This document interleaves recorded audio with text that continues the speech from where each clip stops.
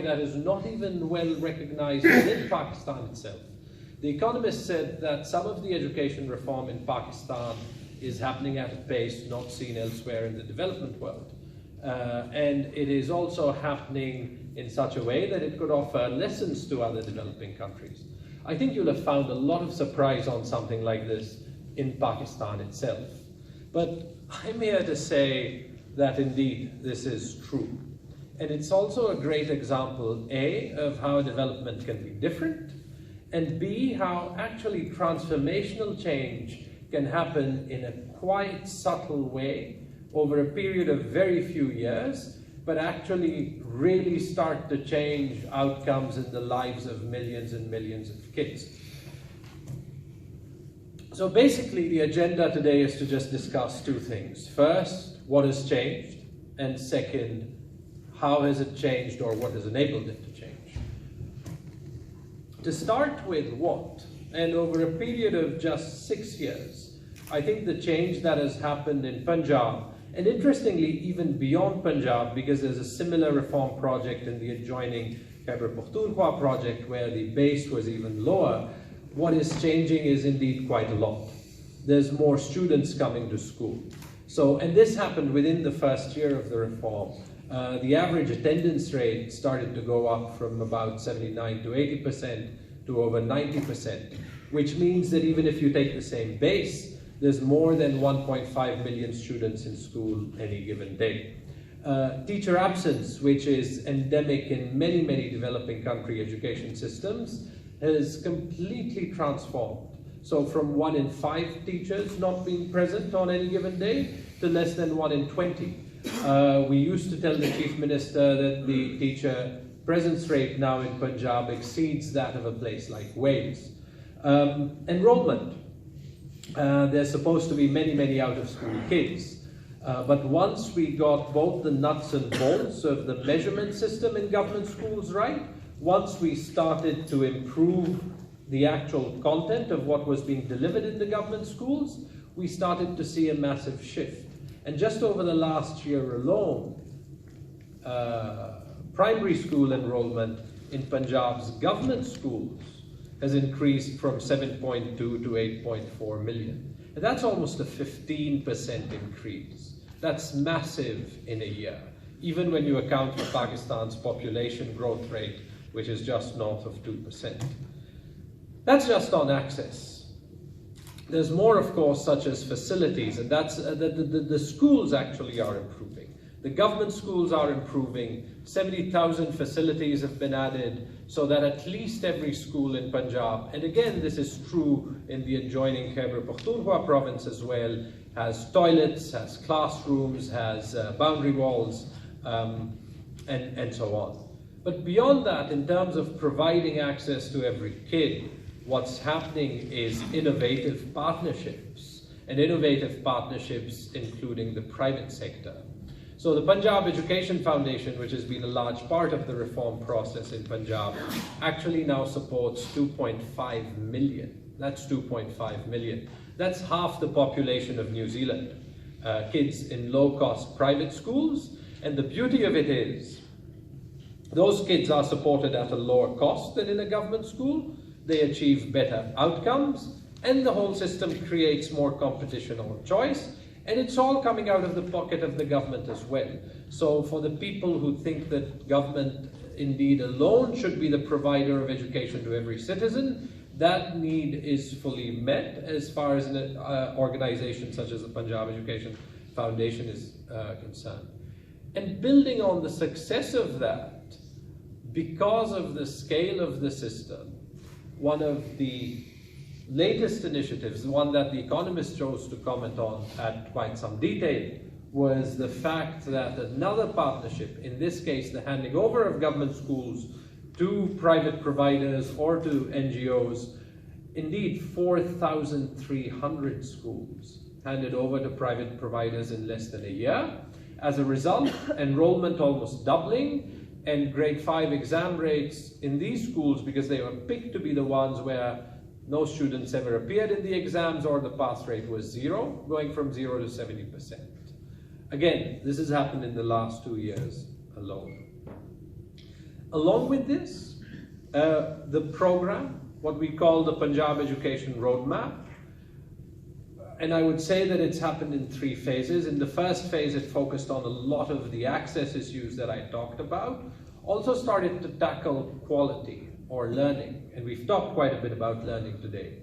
What it started to do, true to the spirit of this reform program, was to try and deal with it, A, in a very focused, and B, in an innovative, but in this case, innovative meaning very simple way.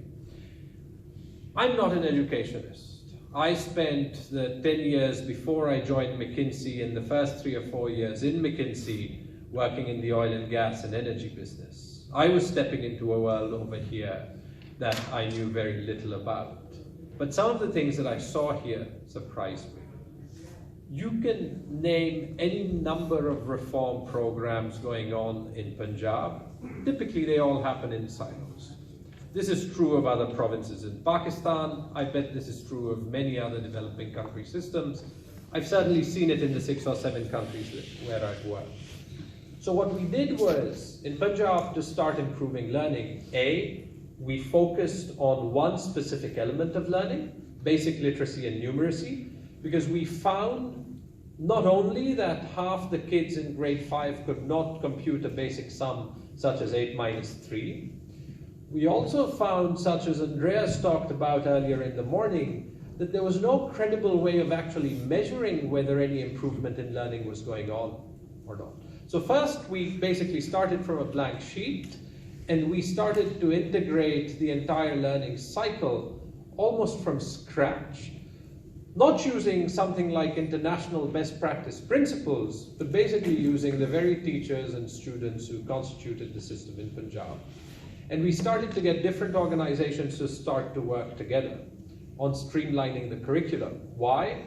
Because, for example, the curriculum in Punjab had more learning objectives for maths than the equivalent in Singapore.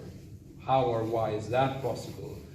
Improving textbooks, again, not copying anything from Pearson or McGraw-Hill or anything, but simply starting to localize them, localizing illustrations, field testing them on the students in southern Punjab for whom not just English, but Urdu itself was a second language. Improving training and improving it by trial and error.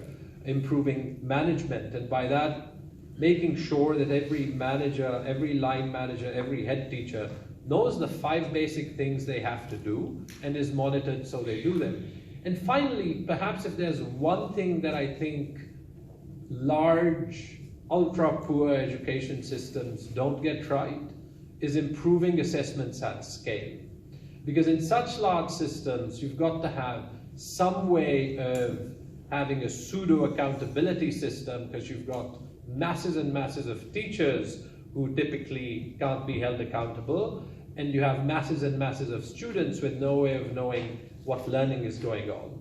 So when we instituted what we called this quality wheel, it was actually underpinned by a 6-month grade 3 assessment in English, Urdu, and math, the 2 languages and numeracy, inspired very much by the sort of standardized assessments that PISA and TIMSS are, but again, just adapted for a local system.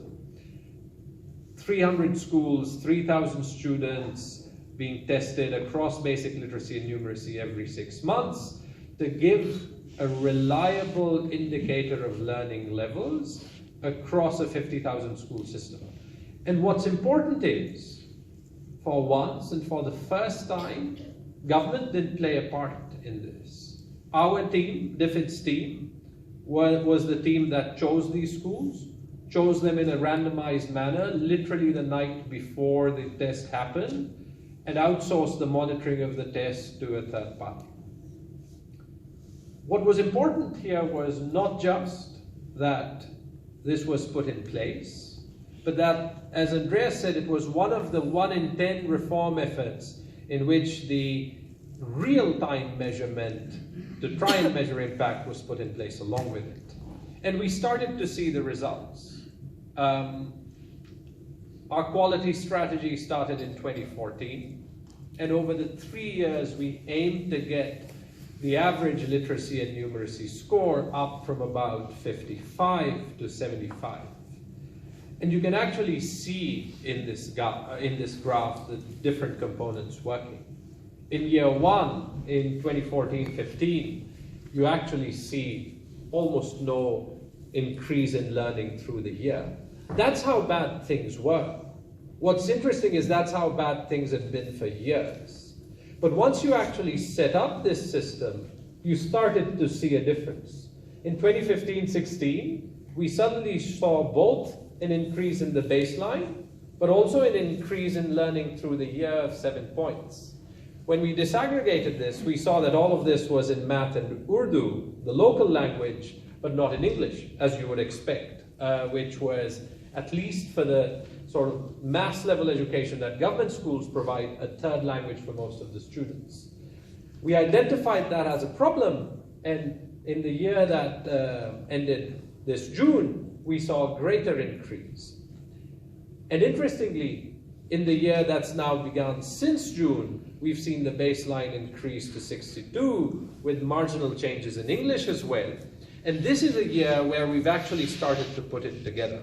What's interesting and what's incredibly, perhaps one of the proudest moments of my life, is to now see a system. If you actually go to almost any of Punjab's 50,000 schools in Pakistan, almost every school knowing that they have to work on literacy and numeracy for almost all students, holding literacy lessons, special literacy lessons every week, to try and eradicate that simple problem. And I think we saw a graph earlier on as well of how almost half the students in schools in the developing world actually don't learn much.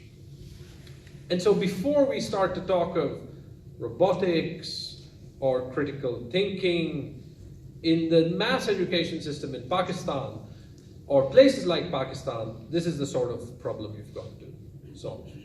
Now, interestingly, when we tell this story in Pakistan, you get a lot of criticism saying, but wait a minute, I see that picture of that school in a paper and it has a cow running in it. Well, yes, of course, because there are 52,000 schools, you're going to be able to pick one that is somehow not right? And yes, of course, the schools are still not going to be particularly good because of the base that you're starting from. But it actually shows both that a lot can be done and that there is still a long, long journey ahead. And while you can improve at twice or thrice the pace that you think you can, right? Changing the education systems in places like India, in places like Pakistan, in places like Sub-Saharan Africa, is going to take a decade to 15 years of incredibly hard work. So that's the story of, and I hope it triggers some debate or some discussion around there is change, and there is actually lots of change that's possible, some of which I'm really glad The Economist has picked up, that is worth talking about and learning from. And what I'd like to get into now is what we can learn from it. Today's topic was innovation, and so I thought I'd link those learnings to innovation. But in this case, it's actually really innovation in a different way. It's not really the complex use of technology or learning tools. It's innovating by doing things differently, by doing them simply, by considering three things that most such reform efforts fail to consider. Right? You get lots of these reform efforts, lots of experts from the World Bank, from different development institutions, from governments, from the private sector. And they actually really start from the student or the classroom or the school. And that's okay if you're trying to fix one school, but you're not. What you're actually looking at is scale, right?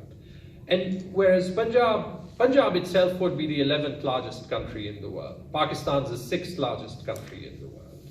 But even if Punjab were 1/5 its size, it would still have 10,000 schools. That's a lot. Instead, in Punjab, we're talking of 52,000, in Pakistan, 150,000 schools. We're talking of 1 million teachers. So where literature tells us, invest in the teacher, or get the best teachers possible. That may be possible in Finland, but even if I could actually shoot every teacher in Pakistan to just get rid of them, because there's no other way to fire them, I couldn't get better ones. I just couldn't, right? These teachers in government schools are actually paid more than the ones in mid to high-end private schools, and they can't be fired for life. And don't get me wrong, I said the word shoot, not because I'm a Pakistani and I believe in drastic action, but just for effect. Just for effect, because I've actually changed my thinking on this. Having worked with the system for 7 years, I've seen we've got to work with what we have, right? When you're trying to change the lives of 50 million students, you've got to consider the scale you're working at. The second thing you've got to consider is the need to consider the capability constraints and the accountability constraints that such systems have. I see the gentleman over there nodding his head. I've studied the Ethiopian system similarly. I know it's similar. And I know it's similar problems that we need to solve, right? The education system in Punjab has about 500,000 students. That's about the size of the Pakistan army. Right. There are some incredibly good teachers in this. There's some incredibly inspiring success stories. But there's also some incredibly poor teachers. And in such a large system, they can all disappear. Which is why when different institutions who know education very well define reform, they still sometimes fail because it's not catered for 500,000 teachers, it's catered for 5. And third, financial constraints. The number of times I've heard in Pakistan, and there is a campaign going on by the leading education advocacy group to double the education budget to 4% of GDP, absolutely right in theory. But we've got limited resources that are going to fight Pakistan's education problem, and we've got limited resources that are going to fight Pakistan's health problem, and we've got limited resources that will fight Pakistan's malnutrition problem, and limited resources to try and get more people into jobs, and you can go on and on and on. There's only so much money, and that money is not going to go on trees. So policies that basically try and bring everything under the sun without considering the fact that there's only so much money are simply not going to work. But there is good news. The good news is that of the education budget that is actually allocated in places like Pakistan, much of it is actually not spent. Which actually then means that if you can just use the money that's committed to education, you can actually make a significant improvement. There's also even better news. The money that's spent is spent on teachers' salaries. And the remaining 10 to 15, 7% I think it is in Punjab, that's spent on everything else, is actually typically enough to transform quality. If you, for example, think about it, you make a textbook once, that textbook goes to millions of students, it doesn't cost a lot of money. It's actually making it right. That's the difficult part. So you've got to consider these constraints when you actually try and improve your systems. And that was what the Punjab roadmap did. And in applying innovation to the way we worked, I think we applied 8 principles. Now, some of these we knew up front, some of these we learned along the journey, but I think they're worth spending the last 5 minutes of my presentation on. What I want to try and get as I talk of each of these is that in some way they are counterintuitive. Some of them were counterintuitive to me as I started the work. Certainly some of them are counterintuitive to a lot of the development industry or the education industry that works on such developing systems. First one is to focus. A lot of reform tries to tackle the most complex issues in the beginning. No. Just start by doing whatever is doable. Don't touch the complex stuff, you'll get stuck. We were fortunate enough to actually start with things like improving student attendance or teacher presence. We didn't actually fully know what we were doing. We knew we had to focus. But over that first year, I actually saw the belief of the government working with us change. In the beginning, it was just a bunch of consultants coming in suits on another reform effort who would disappear in 6 months. But as we actually started to transform outcomes, the doors opened a little bit. And that focus and that tackling of some of the systemic issues, leaving those aside, started to work in our favor. The second one was strategy, sustainability. Big words, forget them. Much better, just drive action. Right. The third one, and I can't stress less, I was glad to see a lot of Andrea's presentation, right? Something about lots of people with opinions but no data, and very few people with data and opinions, right? Data is critical. But I was talking to someone about that data being the data that a CEO uses rather than the data that a government servant uses. A CEO takes whatever data he has, looks at it, takes a decision. It's 80-20. A government servant or a development expert commissions a 1-year-long survey to collect data, then commissions a 1-year validation to validate that data, then looks at the data, decides it's out of date, and then commissions another survey. Progress, and this is simple project management. The Chief Minister in Punjab reviewed progress every 2 months. It cut through the bureaucracy, it cut through the different layers, it made a lot of progress possible. Sometimes, I write sometimes because I think I've got to work with the development industry in the future as well, but sometimes ignore the experts in the development industry. It almost feels that, at least for some of them, their job is to point out problems and to say nothing is possible. There's 70 years of empirical evidence of the development industry working in Pakistan and not achieving much. So I think it's safe to say that some of their opinion can be ignored.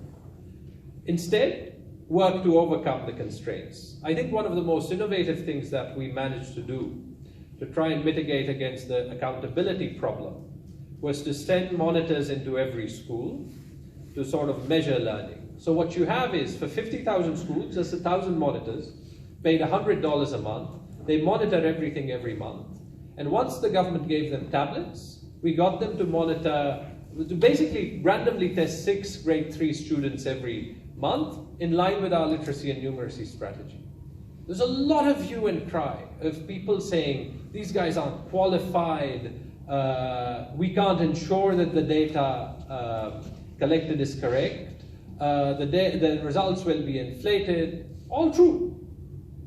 But that wasn't the real purpose. The real purpose was sending someone to a class in every school every month to signal that someone cares about the learning that's happening in the school or not. And the graph that I showed about the learning, I think actually reflects that this approach worked. The last two things, first, the need to inject capability in government. The other thing that I've seen in my 7 years working with the civil service in Pakistan and being the son of a former civil servant is, every 5 years there's a plan to reform the civil service. I bet the same in India. They don't go anywhere because turkeys don't vote for Christmas and civil servants don't vote for reform. So what you do instead is you inject some capability from outside. And when we started the roadmap, it was just 3 of us working with the entire education department. It's now a team of 15 to 20 of 2 different organizations. But in terms of working with a 500,000 person organization and 12 million students, not so bad. And lastly, and perhaps above all, resilience and grit. You've got to be prepared in a process like this to just go 2 steps forward and a step back every 3 steps. But as long as you know that is something that's going to happen, because in developing country systems, people are almost trained to spend any amount of energy to make sure nothing happens at all, and you've got to have more energy to outlast them. If you understand that, we can actually transform the lives of millions. That's all I have to say. Thank you very much. Questions if there's time. How do you